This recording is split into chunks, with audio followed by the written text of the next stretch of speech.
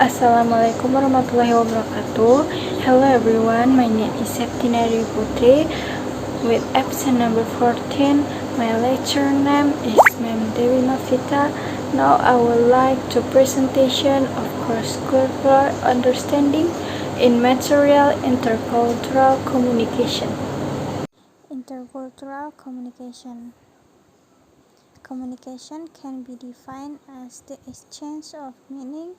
This involves the sending and receiving of information between a sender and a receiver. This happens not only through the use of words but also through of nonverbal factors such as gesture and facial expression. The message received can be very different from the message was sent. Next, picture of common model for information. Common model for information. First is source. The source is the person with an idea he or she desires to communicate. Second is encoding. Encoding is the process of putting of an idea into a symbol. A symbol is into which you encode your thought very. You can encode your thought into words, and you can also encode thought into non-spoken symbol. The third is message. The term message identifies encode thought. Encoding is the process. The verb, the message is resulting object. Next. The fourth is channel. The term channel is used technically to refer to the means by which the encoded message transmits. Today is called media. 5 is noise. The term noise technically refers to anything that distorts the message the source encodes. Noise can be of many forms: external noise, internal noise, and semantic noise. 6 is receive. The receive is the person who attend to message. Receive may be intentional, that is, they may be the people the source desires to communicate with, or they may be any person who comes upon and attend to the message. Next. 7. Decoding. Decoding is a opposite process of encoding and just as much an active process.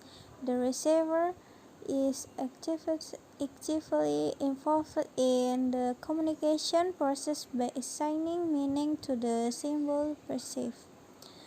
8 is receiver response. Receiver response refers to anything the receiver does after attempt to and decode the message. 9th is feedback. Feedback is refers to that portion of the receiver response of which the source has knowledge and to which the source attend and assign meaning. The last, context. Generally, context can be defined as environment in which the communication takes place and which help define the communication. If you know the physical context, you can predict with a high degree of accuracy much of the communication. Intercultural communication, sometimes used synonymously with cross-cultural communication, is a form of communication that aims to share information across different cultures and social groups. It is used to describe the wide range of communication processes and problems that naturally appear within an organization made of individuals from different religions, social, ethnic, and educational backgrounds. Many people argue that culture determines how individuals encode messages, what medium they choose for transmitting them, and the way messages are interpreted. As a separate nation, it studies situations where people from different cultural backgrounds interact. Aside from language, intercultural communication focuses on social attributes, thought patterns, and the culture of different groups of people. It also involves understanding different cultures, language, and customs of the people from other countries. Intercultural communication plays a role in social science such as anthropology, cultural studies, linguistics, psychology, and communication studies. Intercultural communication is also referred to as the base for international business. The problem in cultural communication usually come from problems in message transmission. In communication between people of same culture, the person who receives the message interprets it based on values, beliefs, and expectations for behavior similar to those of the person who sent the message. When this happens, the way the message is interpreted by the receiver is likely to be fairly similar to what the speaker intended. However, when the receiver of the message is a person from different culture, the receiver uses information from his or her culture to interpret the message. Barrier intercultural communication. One is attitude. Attitude is the attitude and behavior that you show on daily basis, the way you talk, act, treat other people, and all of that is reflection of what you think. For example case, globalization means that there is now one business culture everywhere in the world. If they want to do business with me, then they will have to adapt to my culture. When in Indonesia, do as the Indonesians do. It's impossible to generalize culture. There are many differences. Next, perception. Perception is the process of understanding of giving meaning to an information or a stimulus. The fact that people perceive the same thing in different ways is particularly important in intercultural communication. The way we perceive is culturally determined, and the general lack of awareness of this is another barrier to intercultural communication. 3 is stereotype. A stereotype is a fixed idea or image that many people have a particular type of person, thing, or event, but sometimes it is not true in reality.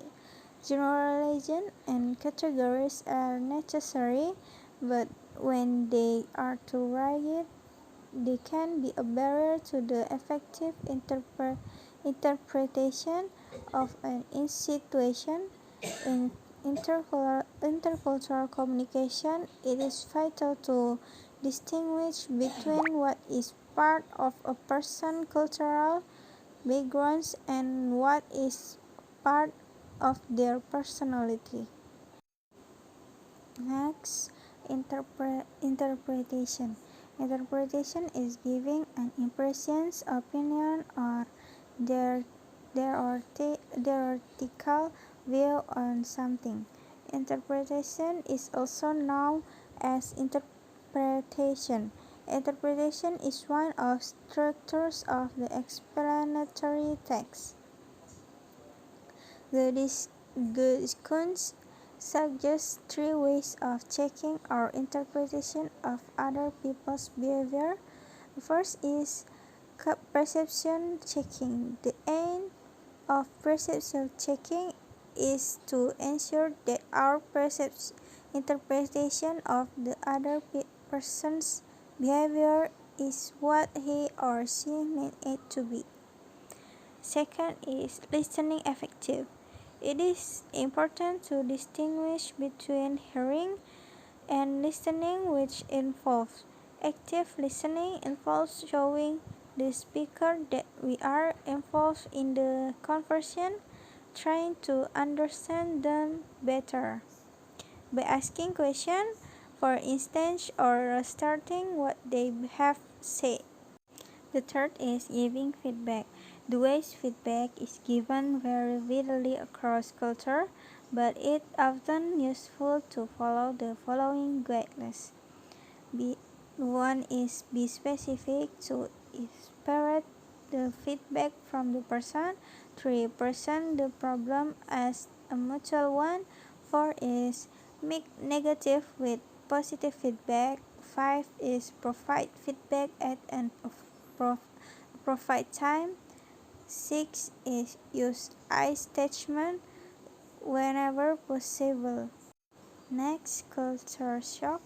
Culture shock is precipitated by anxiety that result from losing all our familiar sights and symbols of social intercourse. The signs or cues include the thousands and the ways in which we orient ourselves to the situations of daily life. Further discussion about culture shock will be in the next chapter. Next, nonverbal behavior. While language is the primary means of communication, nonverbal behavior also communicates. Nonverbal patterns include gesture, facial expression, eye contact, body movement, touching, and the use of speech and time. Gestures are an obvious source of misunderstanding because they may have different meaning. However, other forms of nonverbal communication may cause particular difficulty, partly because we do not anything about them much. Therefore, we may not be able to figure out what is causing the misunderstanding or why we feel uncomfortable. For example, patterns of touching vary a great deal in different cultures. In some cultures, people frequently touch, kiss, and hold hands in the public. In other countries, this is not acceptable. In some cultures, people stand very close together when they talk, but not in other cultures. They stand relatively far apart in some cultures. A person who looks down while talking appears dishonest, while in other cultures, looking down shows respect. Next, cultural learning. At the lowest level, in beliefs that all people are alike, then comes a recognition that there are differences, and acceptance of difference, seeing ways of synthesizing the different ways, selecting and making things run smoothly. The process of cultural learning can be helped along by experience, reflection, and training. Intercultural training not only provides information but also develops skills and encourages attitudes to enable people to progress along cultural learning curve. Next, dealing with difference. Use the following statement to reflect on how well suited you are to be an international student or employee. How many are through you? Professional excellence does come at the top of the list. If technical skills is the only criterion, for working abroad, the result will be rarely successful. Where aggression, spam, and competitive defense may be important in a monocultural environment, they could be dangerous in intercultural one, where qualities such as adaptability and high tolerance for ambiguity are more important. Next, improving intercultural communication. In interaction with people from foreign culture, person who is interculturally competent understand the cultural specific concept of perception, thinking, feeling, and acting. The basic requirements for intercultural competence are: first is break the assumption. For intercultural communication to truly work, people need to assess their assumption and ask themselves why they hold those ideas or beliefs. By doing and so and even openly examining them with others, the initial barrier to intercultural communication is overcome. Second is apprentice. In order to come to appreciate and understand people from different cultures, empathy is vital. Thus, putting yourself in someone else's shoes, you come to see or appreciate their point of view. Next, involve. Involving others in tasks of decision making improves and builds strong relationships. Using intercultural diversity is in a sense a more creative approach to problem solving, as it incorporates different points of view. The fourth is discourse herd mentally. Herd mentally refers to a closed and one-dimensional approach. Such a way thinking curbs creativity, innovation, and advancement, as people are restricted in how to think, approach, and engage with people or challenge. Intercultural communication can only flourish and therefore contribute if people are encouraged to think as individuals, bring their cultural influence to the table, and share ideas that may be outside the box. Five is avoid intensive behavior. The development of intercultural competence itself is mostly based on the individual's experience while he or she is communication with different cultures. When interacting with people from other cultures, the individual experiences certain obstacles that are caused by difference in cultural understanding between two people from different cultures. Such experience may motivate the individual to acquire skills that can help him to communicate his point of view to an audience belonging to a different cultural ethnicity and background. Okay, thank you for your listening. May all those we have shared be beneficial for all of us. Assalamualaikum warahmatullahi wabarakatuh.